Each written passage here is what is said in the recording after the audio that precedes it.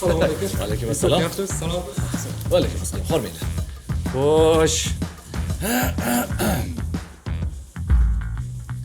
Aktyor keldimi? Hozir kelyapti yo'lda. Keldim. Assalomu alaykum. Assalom. Qarang. Nega kech qoldingiz? Odam degan yarim soat ham kech qoladimi? Uzr, shunday bo'lib qoldi. Bo'pti.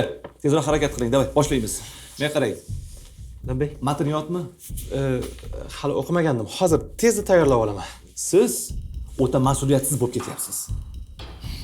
Ishga ham shunaqa qaraydimi? 10 daqiqa vaqt. Tezroq yodlang. Xo'p, boshqa qaytarilmaydi, uzr.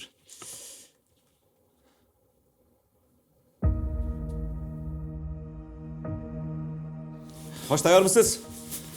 O'rta rejissor, Ha. uzr. Syomkani ertaga qoldirsak bo'ladimi? Nega ertaga? Men qarang.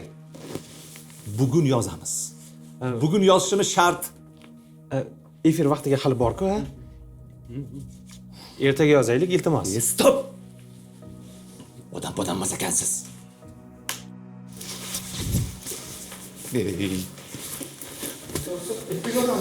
Ertaga yozamiz-da. Buni o'rniga sen o'ylamaysan-ku.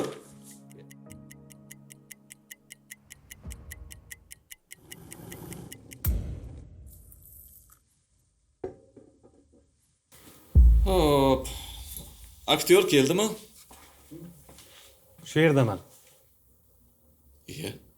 Ha, bo'larkan-u, vaqtida kelsa. Boshlaymizmi? Matn tayyormi? Ha. Tayyor. Juda yaxshi. Tayyor bo'lsangiz boshlaymiz. Xo'p. Kamera motor. Tayyor. Boshladik.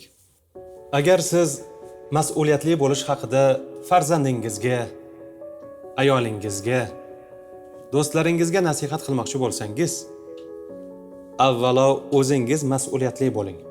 O'zingiz rioya qilmaydigan ishni boshqalardan talab qilmang. Aks holda sizning nasihatingiz tinglovchingizga ta'sir qilmaydi. Stop. Olindi.